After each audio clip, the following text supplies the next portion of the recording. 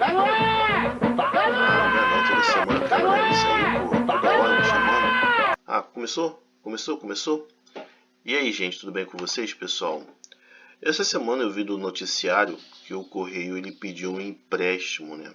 Um dinheiro bem alto. E isso deu muito o que se falar na mídia, né? Que a empresa não estava dando lucro, né? Desde 2020, mais ou menos. E eu senti a necessidade de falar sobre isso porque é uma coisa que desde os meus 23 anos eu debato muito com as pessoas. E é complicado, né, gente? A gente debater com as pessoas porque dentro da cooperativa essa questão de humanização esquece. Né? As pessoas querem porque querem ter uma vida de não fazer nada dentro de uma realidade que você tem que colaborar, senão não funciona, né? Então é difícil, né? Mas vamos lá, vamos se atentar num tema que é importante ser falado. Na minha visão, tá? Por isso que eu estou rompendo com o sistema e não quero usar mínimo por cento o sistema financeiro. Toda empresa pública ela tem lucro, tá? Eu vou fazer esse tema bem objetivamente, tá? Toda empresa pública ela tem lucro, tá? Aqui é colocado como não é bem assim, porque a finalidade, o objetivo é o povo, aquela coisa toda. Isso é mentira. Porque se não recebeu o salário, tá? Pouca gente vai querer trabalhar no serviço público. Pouca gente. O meio de se sustentar de todos os servidores públicos é em cima da incapacidade dos seres humanos de não querer fazer suas próprias coisas. Esse é o meio do servidor de se sustentar, em cima da incapacidade humana. Ou seja, eu não quero cuidar da minha rua, eu não quero cuidar do lixo, eu não quero cuidar do meu transporte. Então ele vive daquilo que o ser humano ele não é capaz. Isso já é estruturalmente colocado dentro das regras, tá? Bem antes da nossa existência, tá? Muito antes. Então, qualquer empresa pública que ela ganha 1 centavo é lucro. É lucro. Para poder montar uma empresa, a gente tem que ter o quê? Arrecadação de impostos. Vou montar uma empresa. Então eu vou estruturar a empresa, eu vou organizar a empresa, eu vou ter a parte física, eu vou ter a parte logística, eu tenho que contratar. Então os impostos já estão sustentando. Para funcionar, é um outro imposto.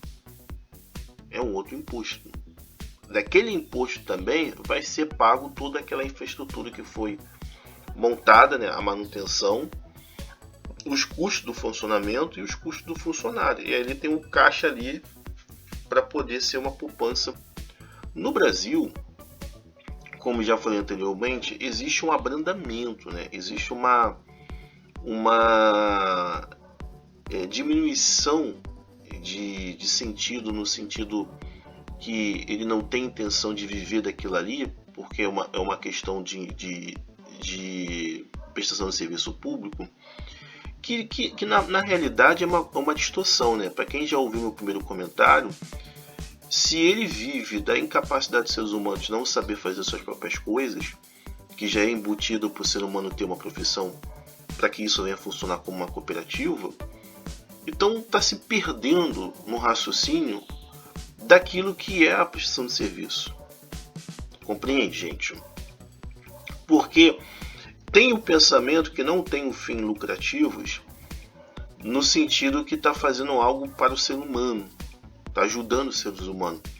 Mas a constituição do poder público é justamente pela incapacidade dos seres humanos de fazer as coisas. Por isso que o poder público existe. A pessoa ela não quer, um exemplo, varrer a rua, tem ali o serviço público. A pessoa não quer resolver o problema da iluminação pública, está ali o serviço público.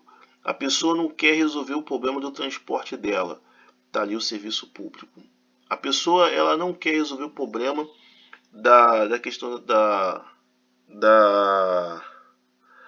do patrão dela, está ali o serviço público. A própria regra do serviço público influencia a gente viver pela uma profissão. E claro, evidentemente que o maior beneficiário disso é tanto o serviço público como a iniciativa privada, porque o cidadão ele vive dentro de uma realidade que sempre foi outras pessoas que pensou por ela, e não ela pensou por ela mesma. Entende? Por isso que existe muita, não é rejeição, por isso que existe muita insatisfação, estresse, apurrinhação, porque ele consegue ver o erro, mas ele não consegue conectar que aquela realidade que ele está vivendo foi outras pessoas que pensaram por ela e que ela só contribui com a profissão dela para poder ter acesso àquilo ali. O cidadão ainda consegue ter essa conexão, porque ele sempre foi ensinado a abdicar de tudo e viver por uma profissão. Então ele não consegue ver a complexidade que está por detrás por aquela infraestrutura que ele rejeita, que exerce uma limitação fortíssima na vida dele em todos os sentidos e uma falta de condições para resolver as coisas, porque ele não consegue conectar essa questão. Entende o raciocínio? Então o que acontece? Toda a prestação de serviço público ela tem lucro. Qual é a diferença? Tá? Quando a gente olha para o antigo regime, que foi substituído por esse regime que nós estamos, que era a monarquia, esse regime aqui concentrava toda a riqueza do povo, tá? Concentrava toda a riqueza do povo. Então, quando o povo estava na sua terra, existia uma distribuição de trabalho. Então, o proprietário ele plantava suas frutas, suas verduras, os seus legumes, tinha ali a sua criação de animais, tinha ali a sua família grande para poder ajudar no trabalho da terra dele ali, tinha ali a sua engenharia, da sua água, do seu esgoto, dos produtos metais, né, que são a questões científicas ali, né, do ferro, de algum ácido, de algum o bronze. Então, dentro daquela terra tinha ali não só distribuição de peso, né, de trabalho, mas havia de uma certa forma, dentro daquela propriedade ali, a própria terra fazendo trabalho para ele. Então a acumulação que acontecia lá em cima no topo era uma acumulação excessiva, tá? Ficava lá na parte do rei. Quando chega nesse processo aqui, que a gente vê aqui que é a distribuição do poder, que é o judiciário, executivo e legislativo, o cara não vive mais no campo, ele vive da sua força de trabalho para ele poder viver, ou seja, pela sua profissão. Ele não distribui mais esse peso para a própria terra, que ela mesmo vai se incumbir de uma certa forma de fazer. O peso dele está todo concentrado, a sua necessidade dele está toda concentrada na sua profissão. Então, aquele acúmulo extravagante que existia na monarquia, tá? E até mesmo pelas guerras também que acaba acontecia, ele acaba não existindo aqui. Porque o cidadão ele tem limite biológico para trabalhar. Então aquela riqueza, ela é distribuída para o executivo, para o legislativo, para o judiciário. Então a gente vê a mesma questão nesses três poderes. Quem está lá em cima ganhando bem pra caramba, muito mais do que quem trabalha na iniciativa privada, e lá embaixo ganhando uma merreca, quem tá na sua hierarquia mais baixa possível. Então você não consegue ver aquela concentração, aquele acúmulo, aquele excessivo, e uma só pessoa aqui, ó, que é o rei. Você vê essa concentração de dinheiro distribuída. Geralmente os presidentes eles ganham dinheiro muito, muito, muito acima do mercado. 100 mil, 80 mil, 120 mil, fora os benefícios, pode até dobrar o salário. Ali você vê a excessividade, comparando com a grande maioria da população. Entendeu? Então o que acontece de fato de verdade? O acúmulo, ele existe. Ele só não é concentrado, como acontecia na monarquia. Compreende? Ele existe. E o sistema público ele vive da incapacidade da população de saber fazer suas próprias coisas. Ele mesmo já induz a pessoa a viver por uma profissão e dela extrair esse benefício. Ele mesmo já é o pró-autor dessa questão aí, Com o crescimento aí, que a gente está vendo aí, do comércio digital e fechar o comércio físico, o que vai acontecer com o correio? Tá? Sendo bem objetivo. Vai acontecer com o correio perda de arrecadação, evidentemente, porque até então o correio ele não tinha concorrente à sua altura. E aí, na medida que os comércios físicos for fechando, vai aumentando as vendas da internet, então eles vão melhorando.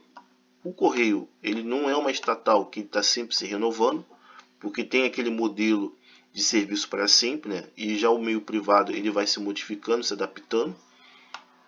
E o que vai acontecer com o correio? Queda de receita. Quando se fala aqui, deixa bem claro que o correio ele não se muda muito, porque o serviço público ele não tem o entendimento que tem que estar sempre se reformulando.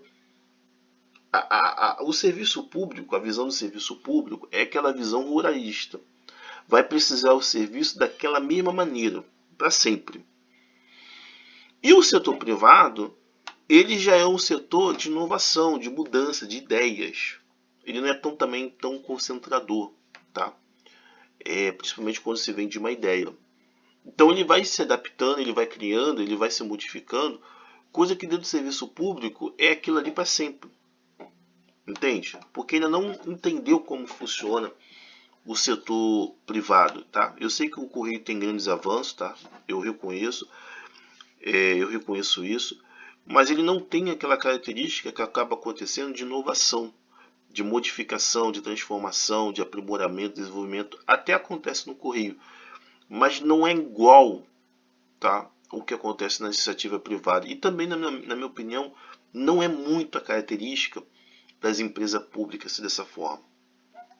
Mas, na medida que as lojas físicas elas vão fechando, a concorrência vai aumentando, evidentemente, né?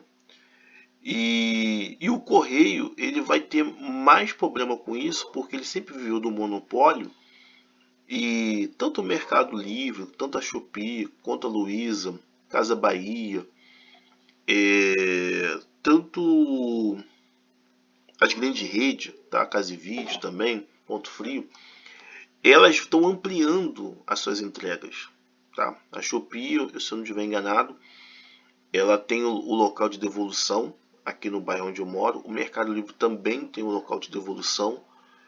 Então, o que acontece de fato de verdade? Então, se a pessoa comprar um produto errado, ela tem a própria rede dela que pode devolver o produto do cliente, diminuindo o custo, diminuindo o valor e aumentando o seu lucro, diminuindo a carga de trabalho. Não mais precisando do correio para isso. Então isso também acaba acarretando uma queda de receita. Quando a pessoa compra pela Shopee, quando a pessoa compra pela Amazon, corrigindo aqui, tá? Eles mesmo têm as suas entregas e não utilizam o serviço do correio. Consequentemente, isso vai dar queda de receita. A queda de receita, na minha visão, é justamente pela concorrência, que cada vez mais vai aumentar, porque o comércio físico vai ser diminuído, ele vai acabar, vai tudo para o digital. E o correio, ele ainda não se adaptou a essa realidade. Qual é a moral disso? Aumento de imposto. Pode ter certeza. Vai aumentar o preço do serviço do correio, tá? Para poder sanar essa sangria, né? Essa questão de não conseguir fechar o caixa. Eu dou o nome de sangria, mas eles não vão conseguir fechar o caixa, então eles vão ter que aumentar o preço do serviço para fechar o caixa. E consequentemente, na minha visão, no futuro eles vão quebrar, eles vão falir, na minha visão, tá? Por quê? Porque no final de tudo isso acaba, tá? Tudo isso aqui acaba. Então, gente, Qual é a minha visão em relação ao problema do Correio hoje em dia? Na minha visão, tá? Não deveria ser preço, não deveria ser movido do lucro, porque no final, tudo isso aqui vai acabar, tá?